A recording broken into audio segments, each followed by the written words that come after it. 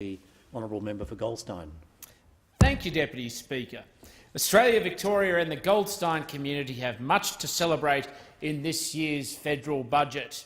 It's a budget that builds on our vision for Australia as a forward-looking, modern Liberal nation with unparalleled living standards. This budget can be encapsulated in 3 words: opportunity, security and responsibility. Opportunity by delivering 3 stages of tax cuts by increasing the 32.5% bracket from $80,000 to $87,000 now, lifting it to $90,000 next financial year, and then to $200,000 from 2024 to 2025. Security by increasing the number of home aged care packages by 14,000 over 4 years to give Australians the freedom to choose how they retire and age at home with dignity and choice. And responsibility by introducing a 23.9% tax cap on government spending and delivering a surplus next financial year to start paying back Labor's debt legacy. Frankly, Deputy Speaker, this has been the best budget since returning to government in 2013. It provides a framework to advance our values through legislative action. The end of the frustrating incremental return to surplus is now in sight. The deadline to start cutting debt has been brought forward a year. Next year, we will finally reverse Labor's debt legacy. We're talking tax relief, better childcare, increased home care for retirees, funding for schools and huge investments in infrastructure. And first and foremost, the budget continues to tackle the rising costs of living for households, including in the Goldstein community. While maintaining fiscal discipline and fast-tracking a national surplus, we are tackling major tax reform. The budget's bold reforms bring us closer to an ideal setting where taxes are lower, simpler and more consistent for the whole of the Australian community. 60,799 taxpayers in the wonderful Goldstein electorate stand to benefit from low and middle income tax relief. That means a hairdresser on $50,000 will have an extra $530 in their hip pocket, increasing to $3,740 over the 7 years of this plan. Cost of living pressures are also being relieved as the new childcare system comes into place on the 2nd of July. 4,019 families in the Goldstein electorate will now benefit from more accessible and affordable childcare, and we know that that hits the hip pockets of families, but particularly aids and assists women and professional women in the electorate to be able to make choices themselves as well. As the government's National Energy Guarantee is implemented and decades of policy deadlock is finally put to rest, families can also start to benefit from more affordable electricity and gas prices. But this budget is also backing the 22,112 local businesses in the Goldstein electorate. Business tax cuts will help them to invest, employ and pay their workers more. Over 1,000 small businesses in Goldstein have previously benefited from the instant asset write-off, and that measure has now been extended for another 12 months. When business conditions are optimal, the dividends speak volumes. They speak volumes in employment, in profits, in opportunity, in investment in communities. And the Turnbull government has now delivered more than 1 million jobs, nearly 1,100 per day. The most recent Australian Bureau of Statistics data shows strong growth in full-time work, and that's particularly important for those returning to work or seeking out their first step in the rung of ladder of opportunity. We're giving a fair go to those who may not have had one previously. We're giving people the chance to turn their human capital and intellectual capital into economic success and to progress. This budget also addresses the challenges we face as an ageing population. It gives retirees support to keep living in their own home or help them relieve financial stress by converting some of their housing equity into an income stream. There are an additional 14,000 places for in-home care, as well as new measures to enhance the quality of care and transparency. And the Goldstein electorate has 26,314 people over the age of 65, and they all deserve dignity and security in their retirement and as they age throughout their life. Australia's cities are developing at a rapid pace, and it is the duty of the government to plan for the future. and that's what's included in this budget. And investment in nation-building infrastructure is also at record levels. Our population growth rate is about 1.6% a year. But to make sure we meet the challenges of that growth rate and make sure it's sustainable, it must be backed up with the investment and the infrastructure needed to support a healthy, growing population. And when growth is preceded by planning and investment, it does wonders for economic prosperity, livability and social mobility, and for the security of every resident. And through the Infrastructure Investment Program, $9.7 billion is being rolled out in Victoria alone. That includes $5 billion for the Melbourne Airport rail link. Hundreds of constituents in the Goldstein electorate regularly have raised with me, Deputy Speaker, the concerns of an absence of an airport rail link.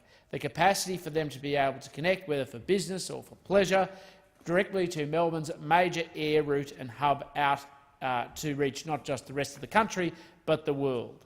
This $5 billion investment for the Melbourne Airport rail link finally delivers a piece of infrastructure most Victorians believe should have already been delivered many decades ago, that has been in planning for decades.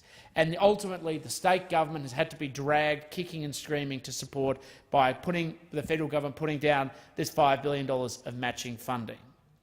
$1.8 million has also been committed for the North East Rail Link, which will deliver benefits, of course, to large parts of Victoria, particularly the northern suburbs and the eastern suburbs, and connecting out into other areas of the state as well.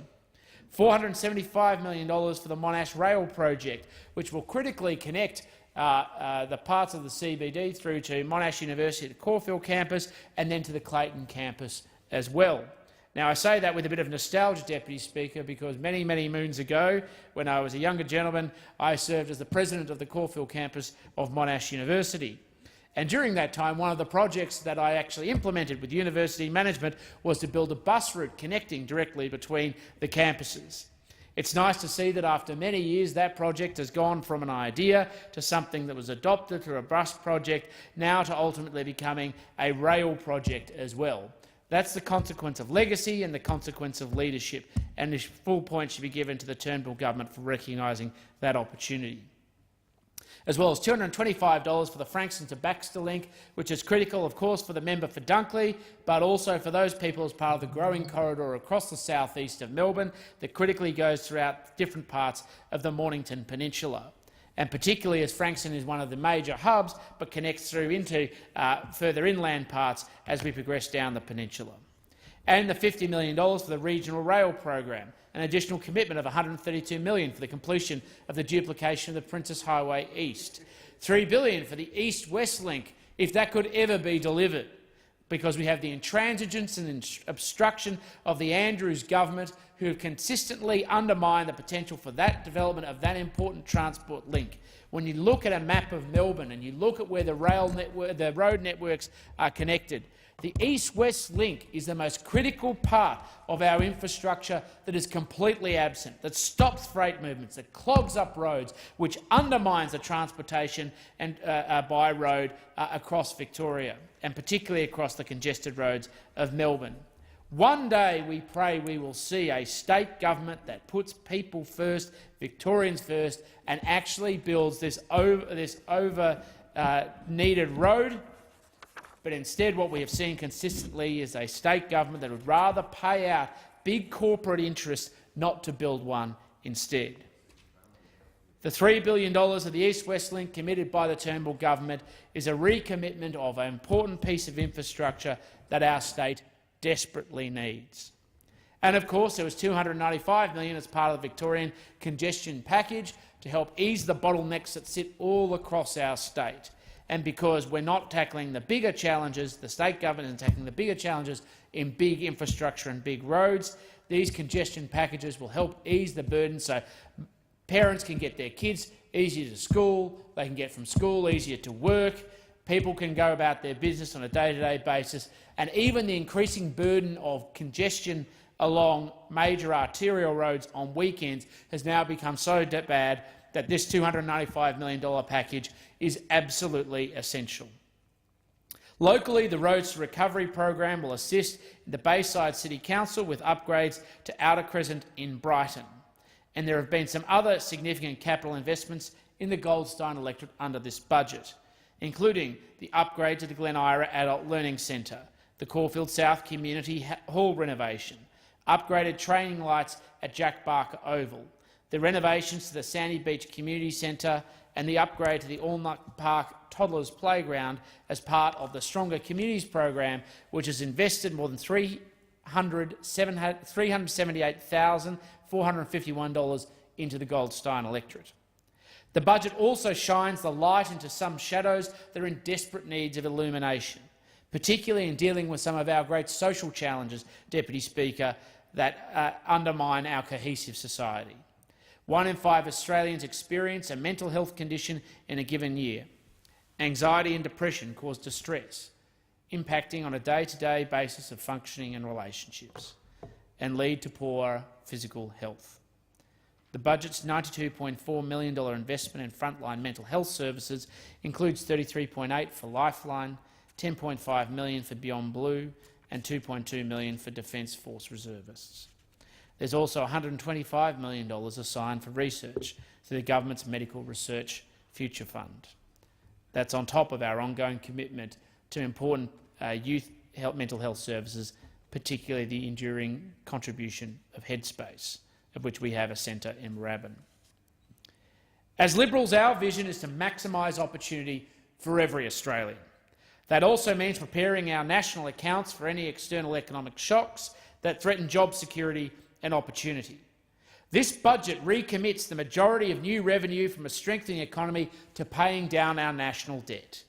That's it. It's the volcano of debt that could erupt unless we continue on our path to surplus, not in 2021 as has been in the past, but now 2019 and 20 and beyond.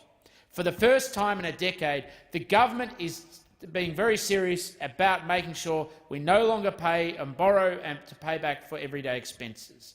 With the budget back in the black, government services can continue to deliver better healthcare and education outcomes, but more critically provide the economic security that every Australian needs.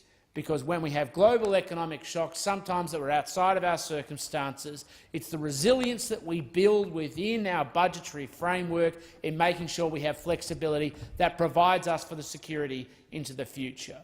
What we cannot afford to do is be complacent, as those in the opposition benches would have us do, which to sit around and think it's okay to accumulate debt and the costs of simply financing it without anything to show for it, to borrow from tomorrow to live up today. It's a form of intergenerational theft where money is taken from the future to fund our lifestyles today. It's not just that it's unjust, it is immoral and is a position that we should never stand for. The return to surplus by the Turnbull government is one of its most critical and significant achievements in this government, and it's the biggest gift that it can give to future generations. Because this budget is a forward-looking, responsible blueprint for a modern Liberal Australia. The Goldstein community has consistently voiced concern over the rising cost of living, the lack of infrastructure investment, particularly by the state government, the concerns around job security and the challenges of an ageing population. But more critically, it has consistently raised concerns about the challenges facing our budget and wanting to make sure that our government, their government, the nation's government is prudent, responsible and exercises spending with caution, that it seeks to minimise expenses that are unnecessary, to return to a position of surplus so we can start to pay back Labor's debt legacy. That is what this budget does. It delivers opportunity, security and responsibility for our great nation. As a government, we have listened and we have acted. Thank you, Deputy Speaker.